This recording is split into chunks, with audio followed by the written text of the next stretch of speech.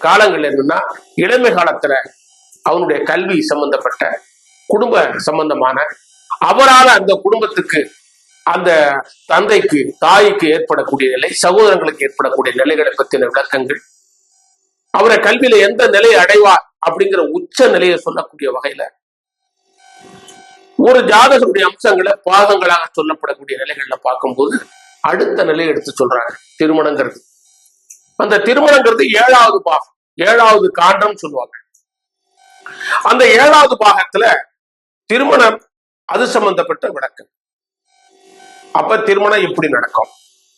காதல் திருமணமா, எல்லாரும் பார்த்து முறைப்படி செய்யக்கூடிய திருமணமா, அல்லது குலமாரி கல்யாணமா, அல்லது இவர் எப்படி திருமணமான சந்நியாச அமைப்புல இருக்கா, இல்ல 40 ஆண்டு காலம் கழிச்சும் திருமணம் ஆகாமலே தடைப்பட்டு இருக்கா, இல்ல திருமணம் ஆன பிறகு உடனே அவங்களுடைய பிரிவினை கஷ்ட துன்பங்கள் ஏற்பட்டு இருக்கா, அல்லது திருமண காலகட்டத்துல ஏற்படக்கூடிய பகம் இல்லாம 2 கல்யாணம் 3 கல்யாணம் மாதிரி ஏற்படுதா, சில பேருக்கு திருமணம் ஆகி குழந்தை இல்லாமல் இருக்காங்களா, இதெல்லாம் எழுதி வைக்கப்பட்டதானே, ஏன் இந்த கஷ்டம் ஏற்படுது?